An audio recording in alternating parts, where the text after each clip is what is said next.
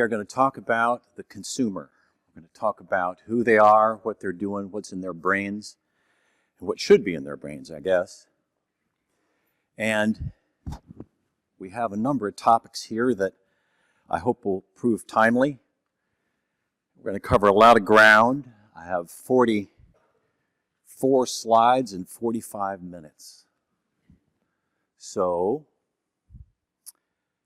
buckle up. Here we go. For those of you that have been here before, you know we preach about choice. Last topic. Those of you that know what choice means, don't speak yet. Those of you that have not heard this diatribe on choice will have experienced the following. Your customers, your residents, your prospects, your sales teams have all come to you and said, I need more choices.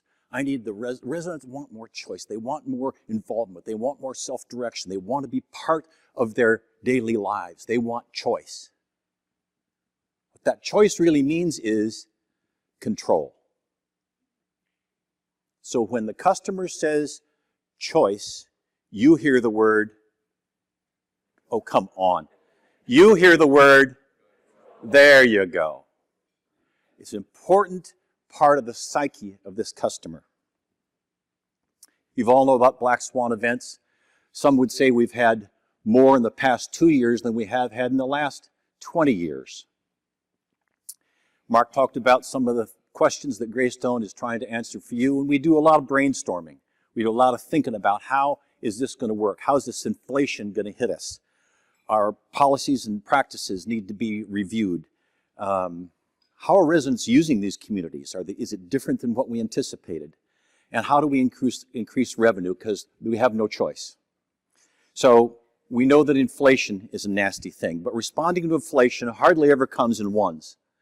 You know how inflation rolls through the economy. It hits wages, it hits foodstuffs, it hits gasoline, it hits all those things, and that's like the first phase. Then that rolls up, and it gets into the second phase, and everybody kind of says, well, we better do something about it. And then it gets to the third phase, like we really now are trying to scramble to get things done. And then somebody with great wisdom decides to do something, and we start to conquer inflation. But there's stages of this, just so it's hardly ever just a one and done thing. Now, you all know The Wizard of Oz, the 1939 classic. And this particular scene is right where they meet the lion. So how do we get here? Kansas dirt farmers still trying to recover from the depression, poor little girl with no parents, tornado, flying house crashes on witch, dead witch, Munchkin's happy, Dorothy comes out, cue Glinda the Good Witch, wand, shoes, transfer, don't take the shoes off, they'll keep you safe. Down the yellow brick road, she meets some friends, boom, and here we are.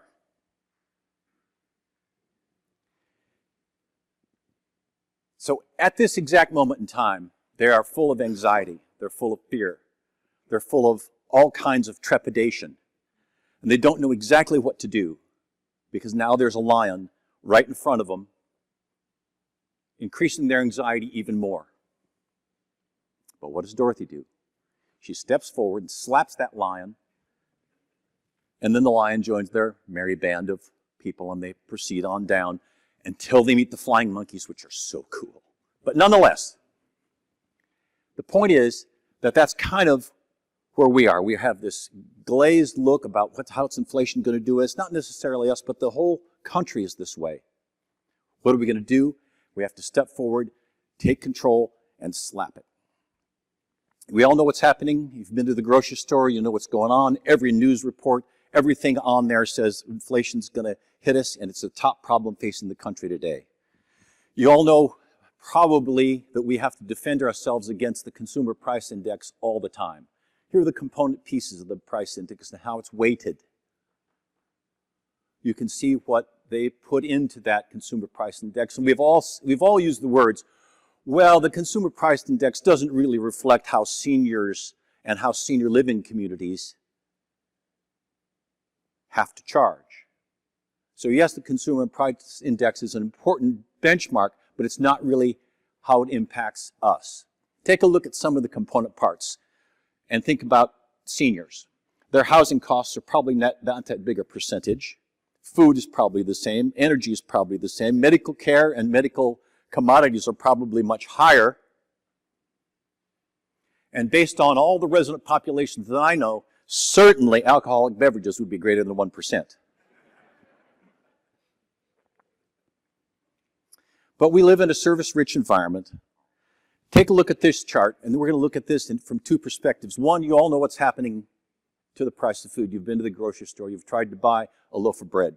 Do you know one of the leading indicators of the cost of food in the Consumer Price Index is the price of eggs? Who knew?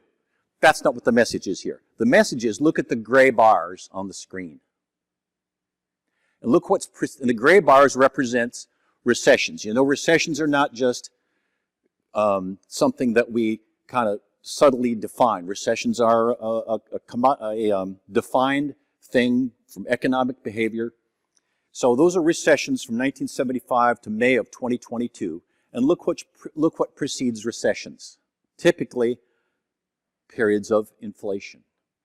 There have been 15 periods of tightening, meaning the Federal Reserve raising interest rates to get control of inflation since 1950. 9 of them have come into great recessions, and you can see the impact there. But what this tells us is we really do need to buckle up. Now, this is another important chart. This is the gold standard of consumer sentiment in the United States today. And it says this is at an all-time low. How confusing. Some people say the economy is in great shape. And if you look at it from the perspective of jobs and the availability of jobs, it is. But if you ask the American consumer, is now a good time to buy a car, a mattress, a big screen TV, you get a much different reading. And that's kind of how this all works. This is a mood kind of thing, like the whole country is wearing a mood ring. And seniors are really impacted by this, and we'll go into that in more detail here. You've seen your electric bills. I've had 2 experiences with this in the last 7 to 10 days. Number one, on my cell phone bill, it said, I'm paying more by $13 for an economic impact fee. And on my energy bill, I'm paying more for an energy cost adjustment. Now, you could all anticipate that. You're all experiencing the same thing. Everybody is. But here's an interesting piece, and that is, in the past 30 years, it's rare when the consumer prices have increased faster than healthcare inflation. We all know that healthcare costs, long-term care costs, those kinds of things that we all live in that world of have increased faster than inflation for a long, long time. Now we have this inverted thing where consumer costs, and as we go through the different stages of this, that will eventually hit the healthcare costs, and it will all catch up, and we'll be where we are. So how do you get a reading on all this? How do you know exactly what to do? How do you know what the right path to follow is? Well, you've heard this one about economists. Ask 5, you get 8 answers. The other famous one is Wall Street has predicted 9 of the last 5 recessions.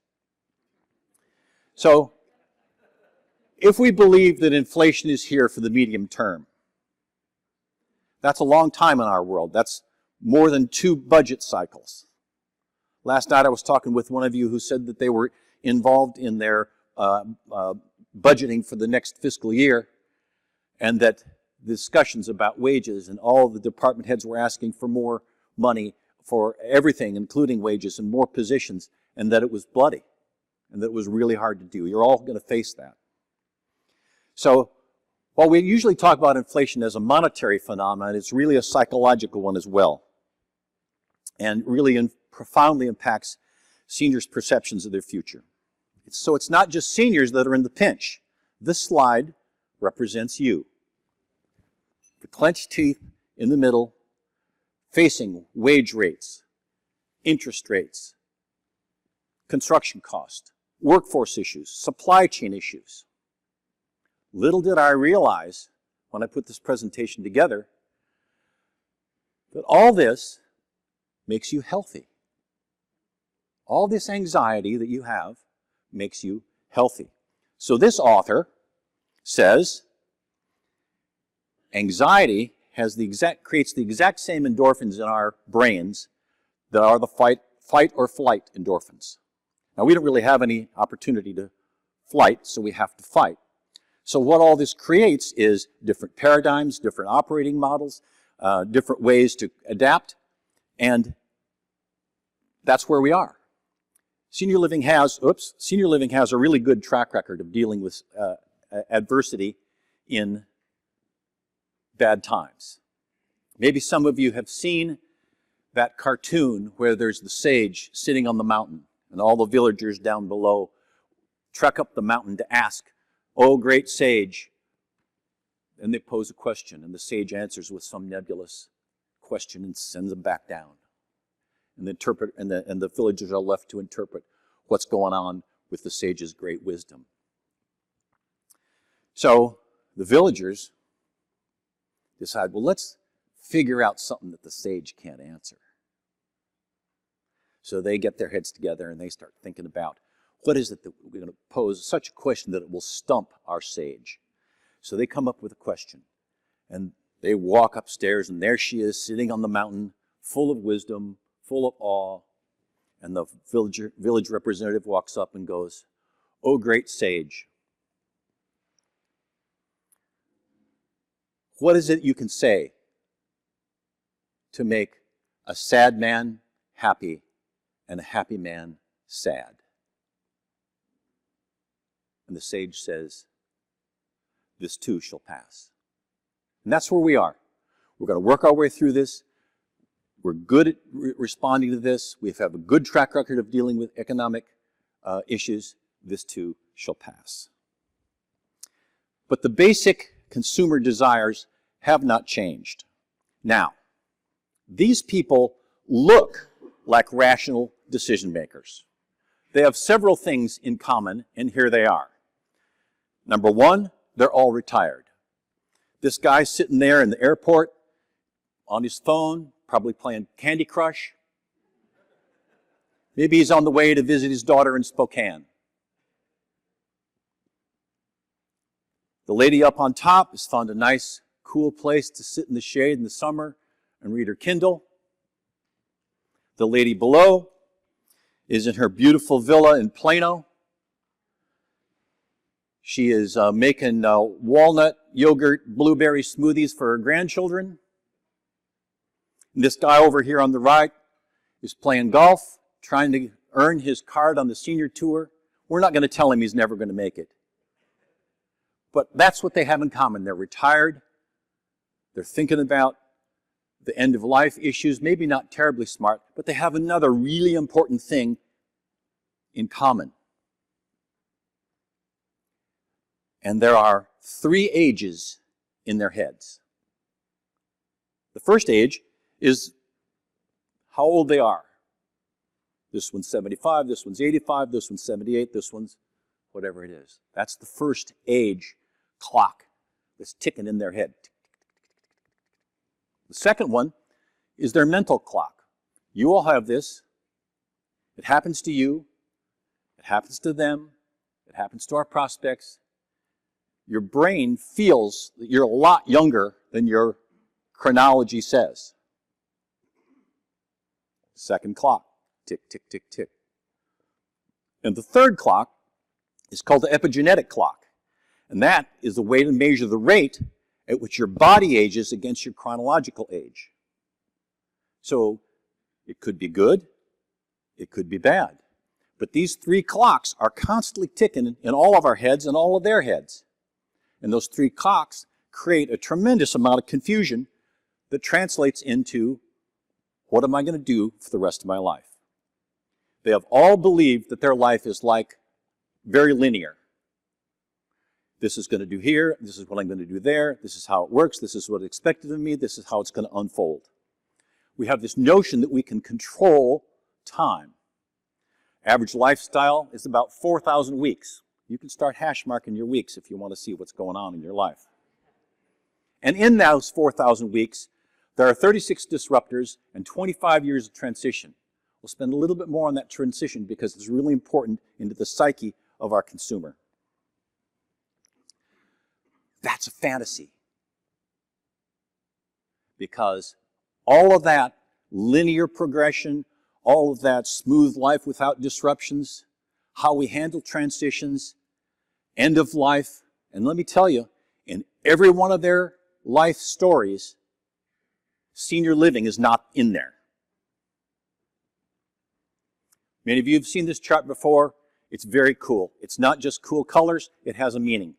So on the x-axis, the vertical axis, you can see we're measuring vitality, how I feel. On the y-axis, the horizontal axis, you can see age. So the yellow represents life expectancy about the turn of the century. Everybody gets to their peak vitality in their early 20s. Unfortunately, it's downhill after that. But people lived to about 50, 55, 58 years old in 1900, and that was called live short, die long. So in that period of time, one thing killed you. One thing got you. The orange is about, Medicare time, 1965. Average life expectancy was 68. Social Security and Medicare kicked in at 65. Pretty good bet. But we lived a little longer. The blue represents today. We've got all kinds of diagnostics. We've got all kinds of public health improvements. We've got all kinds of stuff. And so you see you're living longer, healthier, and you're dying faster. It's taken 2 or 3 things to get you. And the green is where we're going. And the green is you're going to live a long, long time at a relatively healthy status and die really fast.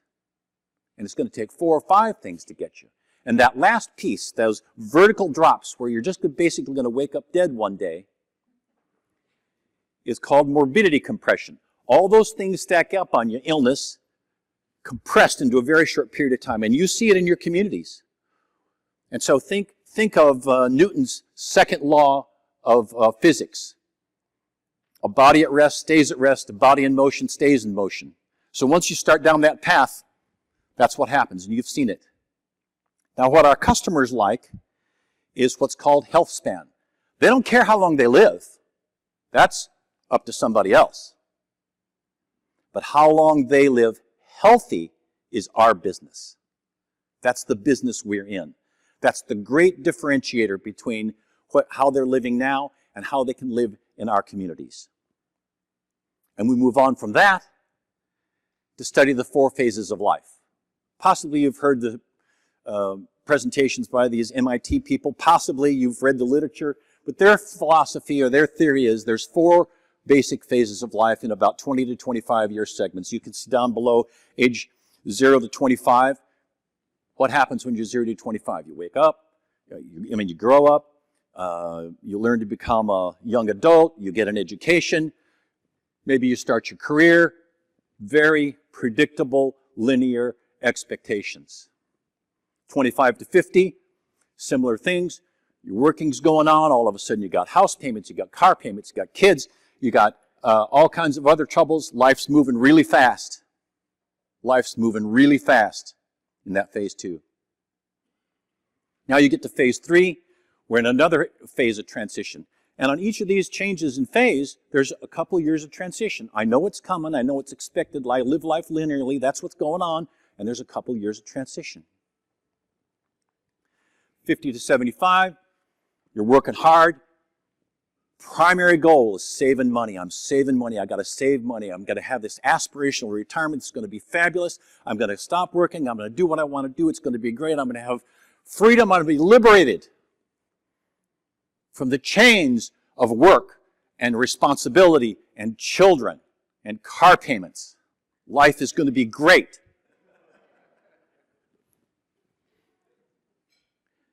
And then you get into phase 4.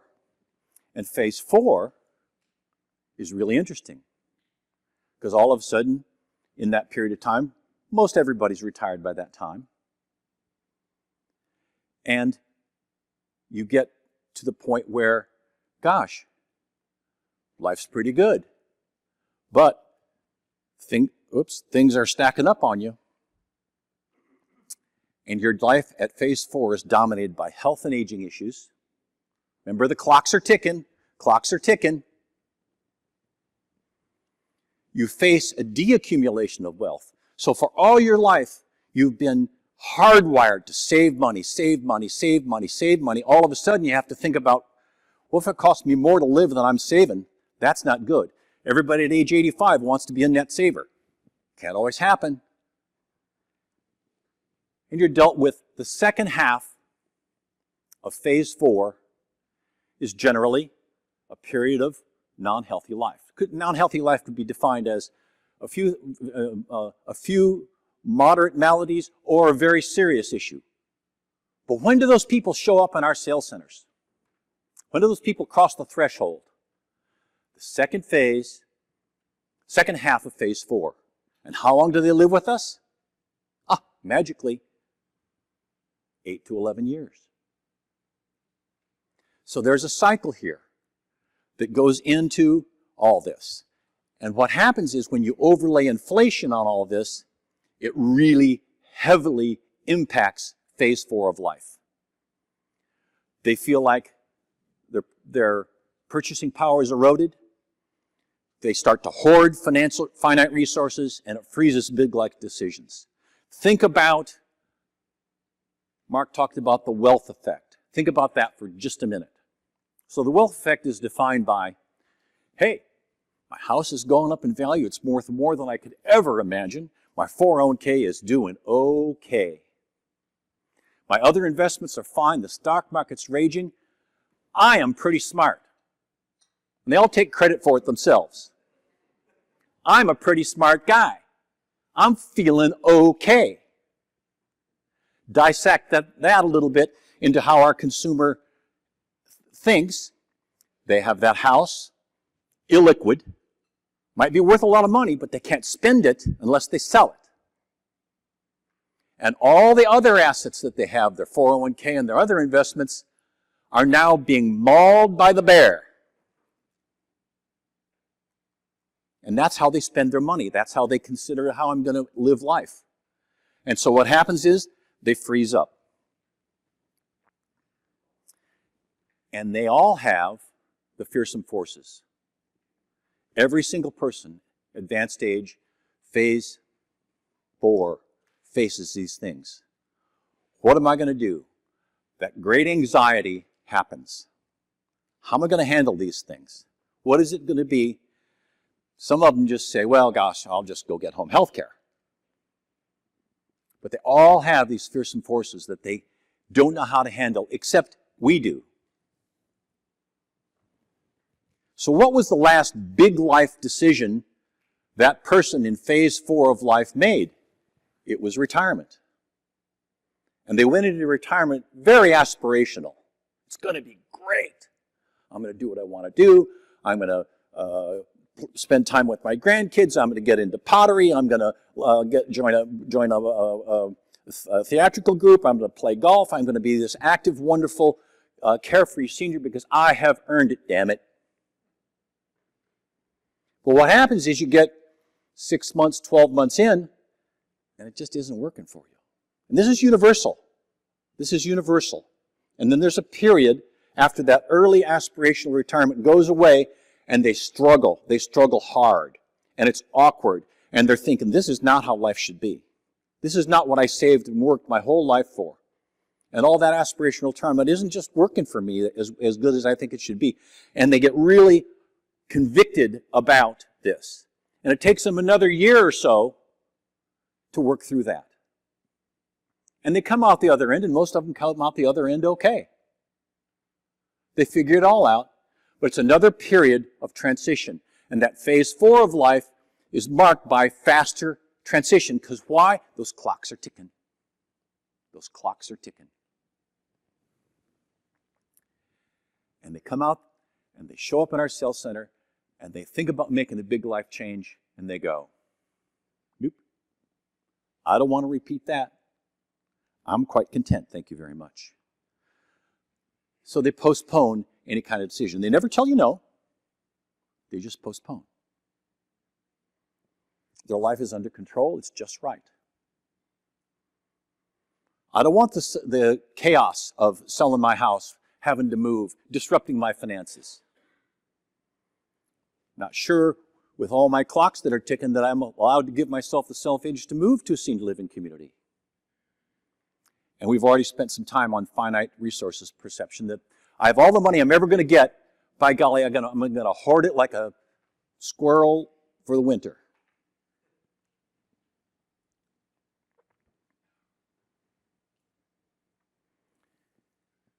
So it's our job to change the perception. Now, it's really easy for me to stand up here and say we need to change the perceptions of senior living. You all know that. You've all spent your entire work in senior living trying to change the perceptions of senior living.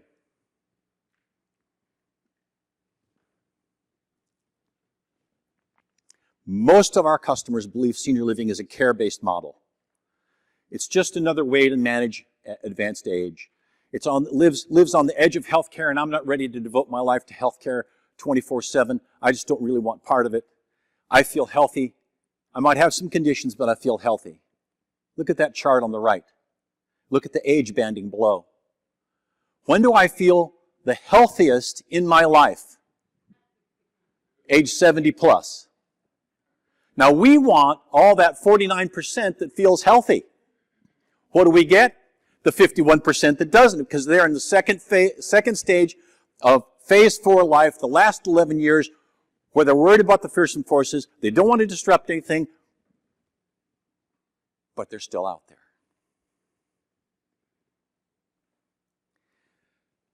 And we tend to send care model messages. Not everybody, maybe not you here, but our senior living industry at large sends a care message, which means come and live in our world and you'll be just fine. Come live with us because we love our residents. 98% of them love us. We're the sleep easy solution. You never have to worry. And here's a list of services you can get that when you fit into our world, you're going to be happy. And that's not the message they want to hear. That's about us. They want to hear a message about me. Let me give you 3 examples. Gosh, maybe more than 20 years ago, maybe longer. Some of you with experience in the military might remember when this happened. But 20 years ago, the United States Army put a campaign out there called Be All That You Can Be. Remember that? It was on the TV everywhere. So instead of talking about the lifetime of skills you're going to get, instead of talking about the experience and the camaraderie and the veterans benefits and the college tuition and the all that, instead of talking about that to recruit, they started talking about me. Be all that me can be. That was the message, and it worked. We didn't have a draft. We had an all-volunteer army. They had to start talking to people about me. Second example, Big Pharma. Big Pharma for decades to sell their drugs took pretty girls, taught them how to talk about the drugs, send them into doctor's offices and say, look what my medicine or my pill or my this or that can do for your patients, and that's how they sold the drugs. When the FTC deregulated television advertising, Big Pharma made the move to direct consumer appeal. So you've seen those 90-second commercials that are just painful to watch about some malady that somebody has, and this drug or this pill or this is going to fix that, and they have all the disclosures about all the bad stuff's going to happen to you, but in the background are all the happy, peppy, bursting with love pictures of me using your drug to make me happy, even though I have to go tell my doctor to give me that drug. But it works. They wouldn't be doing it. They wouldn't be spending tens of millions of dollars every month on advertising if it didn't work. Messages about me. Not you have to fit into my world. Come fit into our world. We're going to craft a world for you. Last one. Apple. How many of here have one or more Apple device? Leave your hands up. One or more Apple device. Okay. You know what the message is? It's not, yeah, leave your arm, this is exercise. It's not, our camera is better, our machine is better, it's not anything. Hands up. Despite evidence to the contrary, Apple's message is, even you can be cool. And that's what they're selling. You can put your hands down now. Maybe you should put the other hand up to balance it out. That's what they're selling. Me. They're selling me. But our customer says, well, I'll just get home health care or care at home. And I make a distinction between home health care and care at home. It's an entirely different category. Care at home is all the stuff that's happening out there in the world. And their messages are, we're going to do a better job for you. You're going to be happier about it. Every month, Medicare expands more therapies and more reimbursed things for care at home. And it's going to be more. And the people that are investing in care at home see the exact same demographics that you see and that we see. And that is there's more and more people with more and more money coming into the market, and they can sell more stuff because people want to stay at home.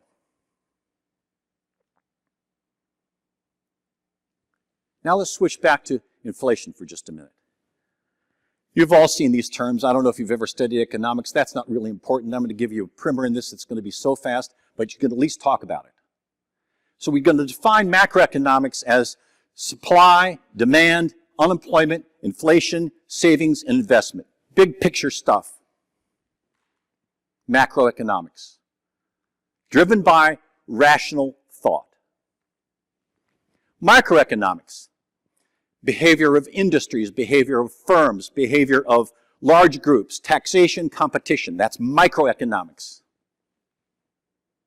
Consumer economics. The behavior of families and individuals and how they spend their money. And behavioral economics is the quirky one.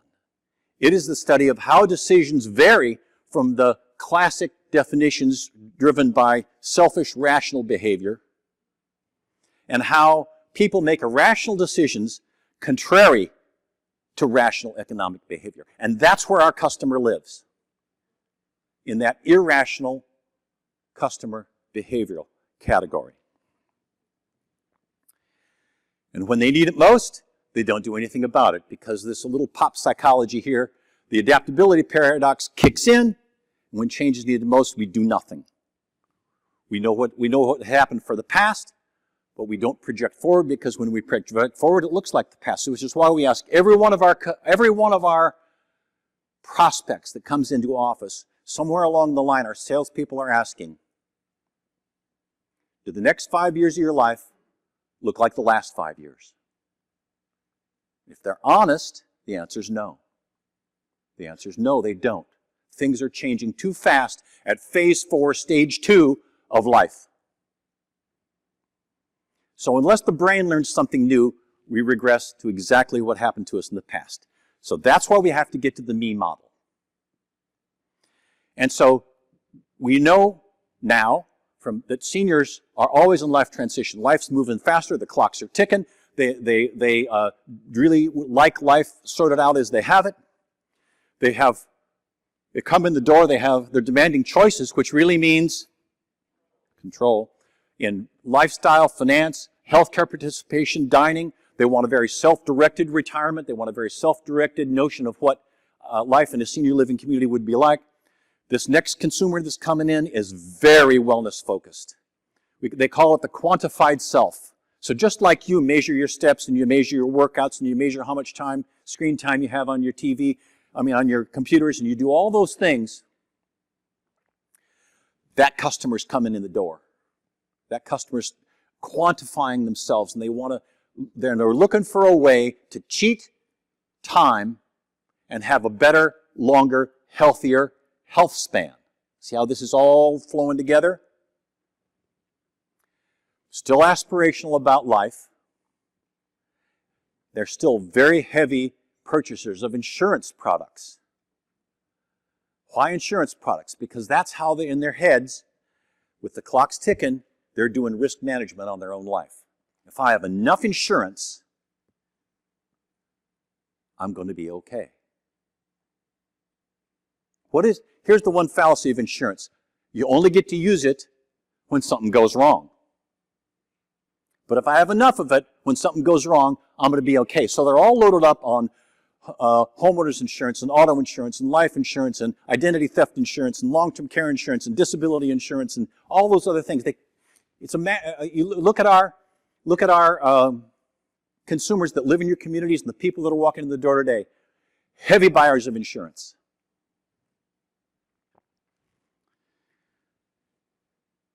Now, in the marketing world, the consumer experience is what's driving everything. And the abbreviation for it is CX. So now you're all going to have a new level of marketing knowledge. And that starts the minute they hit your website, the minute they come to a seminar, the minute they answer a direct mail. And it goes all the way through to the end of life. And we teach hospitality and we teach consumer experience philosophy through the entire continuum. And we spend tens, millions, hundreds of millions of dollars a year on cool stuff that we hope are going to bring people in so that they can look at us as a me model instead of a care model.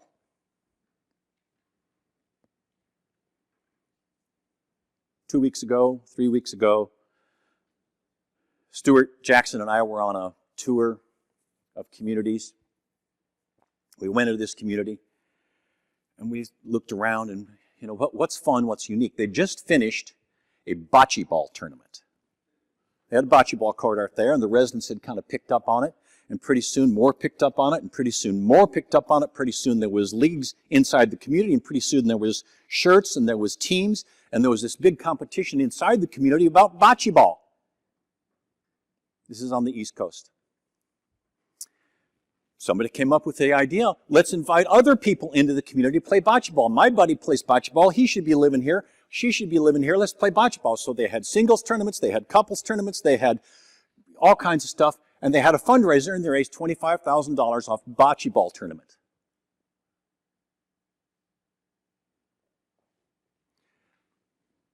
Monday, I was in a community for its grand opening. A little bit more redneck community than the one I just talked about. Same thing with cornhole. Beautiful auditorium, rivaling this.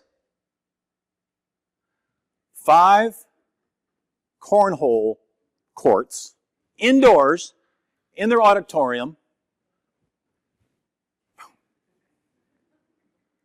Same thing. Paired them up in teams. Paired them up with, they've got shirts, they've got teams, they're bringing people in from the community, they're raising money, they're having fun. It's great. So, Mark talked about this. We have our own little learning laboratory of people. And all those communities that you saw on the screen and about 30 more, we get up and market every day. And we get to see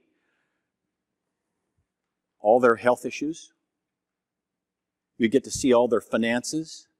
We get to learn all their issues and how they got through the decision. So when we start picking up on something in Phoenix, we can tell the people in Long Island what's coming. We start seeing something in Spokane, we can tell the people in Waterloo what's happening and what's coming at them. So you aggregate all this, and we start to come out with these observations. Family's always been important, but since the pandemic, we really hear about it as a driver a great deal more. Lots and lots and lots of questions right now about monthly service fees and increases. Lots of them. Didn't have it before, maybe about November of 21. We started seeing it. Now, it's rampant. Much higher percentage of their total asset picture held in 401k plans. That's their spendable stuff. Hit hard. Worried about finite resources. Worried about how long I live. Worried about all those fearsome forces. We've seen a significant increase in people moving into second marriages, females with full careers, females with greater financial resources than their spouse or partner, and a significant increase in the use of professional financial advisors. Now, if you've been here before, maybe about 4 or 5 years ago, I told you about my personal crusade against these people. Professional financial advisors. I got issues. You've been through this. People go, oh, well, I'd really like to move in here, but I have to go talk to my lawyer or my stockbroker or my wealth manager or somebody, and they come back and goes, well, they advised me against it. They advised me against it. I'm just not going to do it. It's just not something that I need to do because I got all these other issues. My clocks are ticking. I don't want to interrupt my life. So, about 10 years ago, I figured the only way to beat the enemy was to understand them. So I joined the Financial Planning Association. I joined a couple other different ones to read all their literature. So I get magazines. I get lots of magazines about these people and stack them up and read them. And about twice a year, an article will appear about senior living. Might be long, might be short, but they're having the exact same issues, and they see the exact same thing in demographics. And so, as a professional advisor, they're dealing with affluent people, dealing with seniors more than they are younger people. They're getting asked about senior living. Should I move into senior living? Does it answer all the questions that I have about these fearsome forces? So, I read all these articles. Most of them are frustrating. Most of them I just throw in the trash, but I'm aware of what that psyche is. So during the pandemic, when we all had a little bit more unstructured time, I had a stack of magazines from this whole world of wealth management and financial planning associations, et cetera. Now I've been a member for 10 years, dues-paying member. And I find an article about senior living, and I was just frustrated by it. And I turned the page, and there, on that page, is a call from the Financial Planning Association for two things. One, they want their members to write in what issues they're hearing from their clients, and would you like to be the author of a course for continuing education credits about that issue? Yes, I would. And number two, we're having our annual convention as soon as COVID comes out in Denver, and we need speakers on a variety of topics. Would you like to consider being a speaker? Yes, I would. So I filled out the forms, I sent them in. We went on down the road. Nothing happens. About 60 days later, I call them up and go, what's happened? Oh, we had an overwhelming response. We haven't gotten to yours yet. Okay. Call back in 60 days. I call back in 60 days. Oh, yeah, well, we're still sorting through that, but here's what we need to do. We don't really have enough information to make a decision. We have this member hotline. It's got an unlimited time of recording, and you should tell us why we should have you do this speaking, and we should tell us why you should have us do this course. So I left him a hell of a long message. Call back in 60 days. No response. So that windmill is still out there, and I'm still tilting, but we're going to get through this, and I won't give up. So here we go.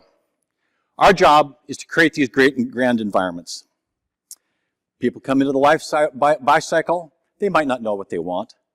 But our job is to explain to them how lifetime communities, even this inflationary environment, and how it's different. We have to put our message out there differently, different than their perceptions, different than their biases, different than the competition. There's good things in being different than competition. I can't tell you the number of communities I go into, and they go, well, why would we do that? Our competitors don't do that. You've got to be different. And every time you're different, it gives us the reason to teach the customer new so we can break them out of that cycle of inaction. Pricing. So we can revenue move faster than inflation. Tackling inflation and senior consumer demand is a tough deal. So we talked about pricing studies in the past. I'm talking about something different now. I'm talking about anticipating what's going to come at us. Almost like the DEFCON scale. You know what I mean? The DEFCON scale, how our country rates threats. It starts at 5 low, 1 high, and it moves up and down with various threats. So as threats come at you, maybe it's high attrition, maybe it's interest rates killing the real estate resale market, maybe it's inventory challenges, maybe it's trying to push that extra occupancy over. You can write this on a DEFCON scale and you associate sales tactics, incentives, and pricing philosophies to respond to your own personal internal DEFCON scale. All my career I've been told seniors do not like complex pricing plans. Baloney. Oh, there's too many choices. Oh, our sales team doesn't know how to sell it. Our accounting department will pull their hair out. Our competitors don't do that. You are market leaders. That's why you're here. That's why the position you have in your markets. You need to be really thinking about this. We've talked a little bit about inflation jargon. You've seen these words in the press. Premiumization, where you can get more money for pricey products. We went through a cycle of that where the home values were soaring. People was walking around with a wealth effect and so important about themselves.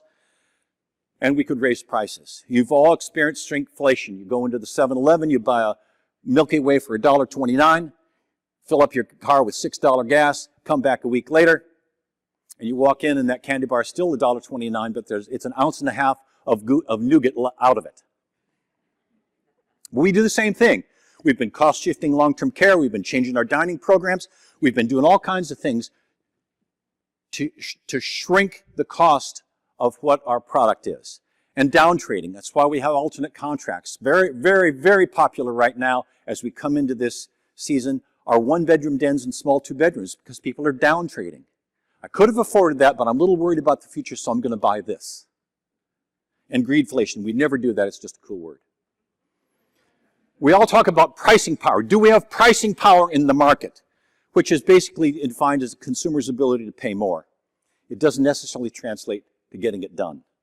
So in life plan communities, we know where they are, we know their finances, we know that they're stuck and want to stay there, so we can do that. Now, they might be militant about price increases that you're going to have to pass on to them, but you have that. On the external piece, we know how to project their finances, but their satisfaction with senior living is unknown to unset, and so we have to be really careful about how that goes. Jim Knox's presentation will cover a lot more on this. So choice initiatives equal revenue enhancers. Value pricing of units. 2-bedroom on the corner, more than 2-bedroom internal. First floor, fourth floor, middle floor is less money. Those kinds of things. Multiple alternate contracts. Again, Jim Knox will talk about that. Itemizing services. See, more and more people splitting out the cost of electricity, splitting out the cost of this, not included in their monthly fee that was once included in their monthly fee, to try to itemize services. You've all been through the dining programs. What should I do about dining? Should I go to dining dollar? Should I go to dining allocation? What do I do? What to do? What to do? Flex spending plans, like a resort where you have a menu of things you can use it for. We don't care what you use it for, but here's your allocation. Cost shifting to long-term care. URPU stands for unoccupied revenue producing unit, or a ghost unit. We see a lot of this. Selling a small apartment that somebody's not going to move into, but they want to get in the game. They want to fix the price. You usually give them a year to move in. When they move in, they get a credit for all that against the entrance fee, current entrance fee price at that time. We see more and more communities doing that. And incentives, always a bad word. Sometimes you have to raise prices to get the incentives, but incentives are like taxation. They're designed to control behavior. And what we want to use incentives for are those things to get them to move in, get them to act, get them to be moving through. And pricing is becoming a lot more complex. Yesterday in the CEO and board meeting, we talked about people that are doing 2 increases a year, one weighted heavier than another. We talked about people that are changing the rates of in independent living at one rate and assisted memory and independent at other rates. So we know that pricing is becoming a lot more complex. That's what pricing studies are for. That's what pricing playbook is for. So you can get ahead. So when the DEFCON scale goes up, inventories hit, occupancy lags, you're ready. So You need a well-planned execution. And the most important point here is having your incentives pre-approved. Knowing what you want to do, having the trigger points in your mind. When I get 3 2-bedrooms available, I'm going to do this. When my attrition goes over X, I'm going to do that. When my competitor does this, I'm prepared. You might have to get incentives approved by your board, your finance committee, your bondholder community, your CEO, your CFO, but get them approved. Get ahead of the game so when something clicks and a trigger point happens, you have got those incentives in your back pocket and the salespeople have them ready to go. So we're going to create great environments. We organize capital ingenuity to make life better. We all talk about return on investment when really we should be talking about return on life. Phase 4, second stage, return on life. We can answer all your questions, answer the first enforcements, tell you how, and give you certainty in your life. That's true return on life. Yes, you might have to deaccumulate all that wealth you've been saving up, but isn't it better to spend in your life and set an example for your kids? So while we live at the intersection of health and wealth, I want to make sure that we all know to go out there and position a life plan contract as an asset. Seniors are doing the exact same thing you are. They're taking their capital and organizing choices to get a better return on life. Just like you, they want certainty, answers all those questions. This is a life care contract or a life plan contract is as valuable as any insurance policy, except you can use it every day. You can live in it. You can enjoy it, instead of having it only work for you when something bad happens. So we need a pricing strategy, pricing study, pricing playbook are 2 different things. You probably need both. The frontline customer, not just the marketing director or the salespeople, it could be the dining services manager, could be the head of housekeeping. They get these questions about pricing and costs and why this, just like everybody. You have to equip all those people. And preparing those incentives is important. In conclusion, we've talked a lot about time, the ticking clocks, how fast time moves as we move through phase 1, 2, phase 3. Here is the secret to life.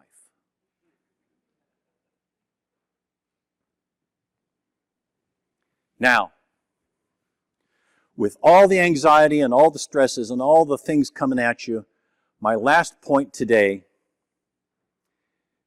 is that you are overdue for a vacation. Thank you very much. We're on break.